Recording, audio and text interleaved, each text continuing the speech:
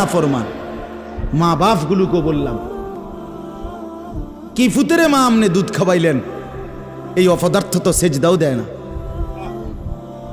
হ্যাঁ, এই বাপ কাল লাগে বিল্ডিং বানাইলেন, এই হাইওয়ান তো সেজদাও দেয় না।